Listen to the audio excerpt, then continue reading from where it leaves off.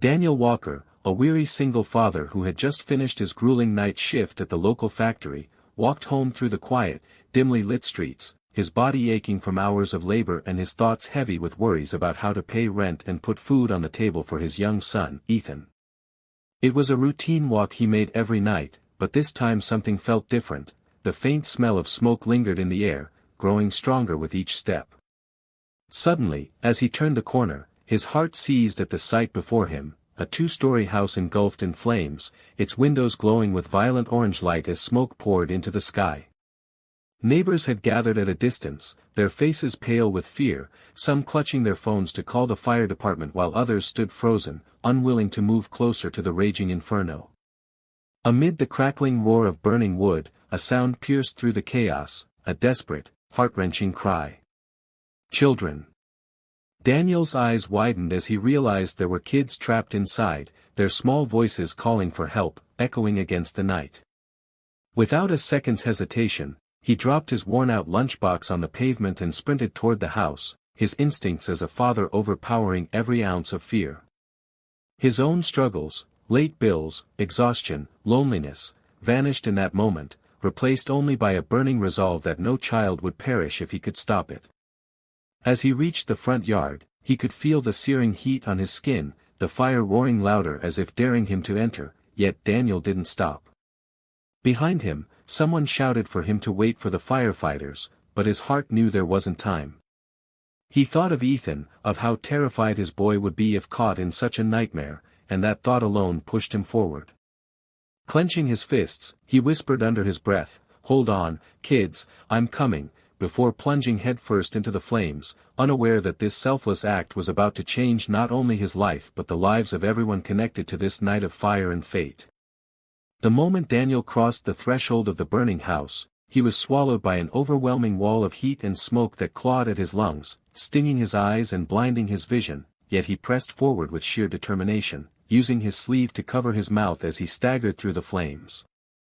The crackling of collapsing beams echoed around him like thunder, but above the chaos, he could still hear it, the terrified sobs of two children trapped somewhere inside, their voices trembling with desperation. Guided by the sound, he stumbled up a half-burned staircase, each step groaning under his weight, threatening to give way, but he didn't care about the danger to himself. His heart pounded as he pushed open a scorched door to a bedroom where two small figures huddled together in the corner, their soot-streaked faces wet with tears. "It's okay, I'm here," Daniel shouted, his voice hoarse, though it carried a strength that made the children look up with a flicker of hope. One was a boy, no older than 8, clutching his younger sister, who clung to him like her life depended on it. Without hesitation, Daniel scooped the girl into his arms, her tiny body trembling against his chest, while he extended his hand to the boy. "Stay close to me, we're getting out of here," he urged, forcing confidence into his words though his own fear gnawed at him. They moved quickly, but as Daniel guided them toward the door, a deafening crash shook the house. The stairs behind them had collapsed into a fiery pit, cutting off the only way down. Smoke thickened, stealing the air from his lungs, and for a split second, panic gripped him, but then he spotted a window across the room, the glass glowing faintly under the assault of flames. Summoning every ounce of strength, he kicked it open, shards scattering into the night air, and without hesitation, he lifted the children onto the ledge. "Don't be scared, I've got you," he whispered, lowering the boy first into the outstretched arms of horrified neighbors below before turning to shield the girl as he climbed out with her. Flames licked at his back, scorching his skin, but Daniel held on until both children were safe, only then collapsing onto the grass outside, coughing violently, his chest heaving as the crowd erupted in gasps of disbelief at the sight of a battered man who had risked everything for children who weren't even his own.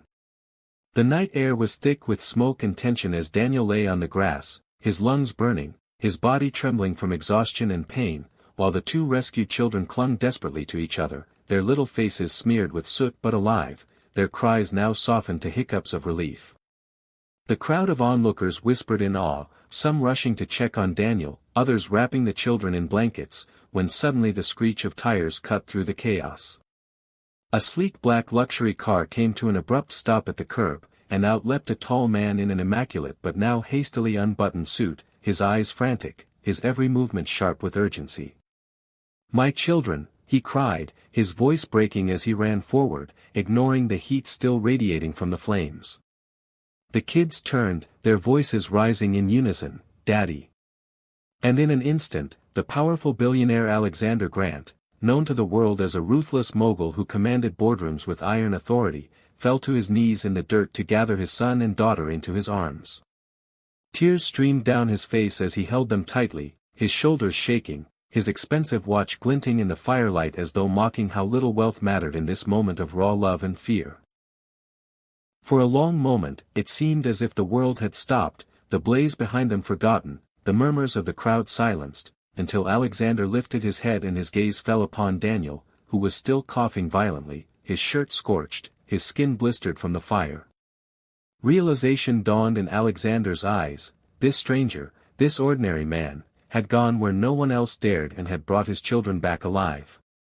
The billionaire stood, still clutching one child's hand, and walked toward Daniel, the weight of his gratitude heavy in every step. To everyone's shock, Alexander knelt before him, lowering his head as his voice trembled with emotion. "You saved my children," he whispered, his usual commanding tone replaced with humility. "You risked your life for them when you didn't have to. How can I ever repay you?" The crowd gasped at the sight of the untouchable tycoon brought to his knees before a broken, soot-covered single father, while Daniel, struggling to catch his breath, tried to wave it off with a weak shake of his head, unaware that this single night would bind their lives together in a way he never could have imagined. Daniel awoke days later in a private hospital room, his body wrapped in bandages, the sting of burns still sharp but dulled by the quiet hum of machines and the sterile scent of antiseptic.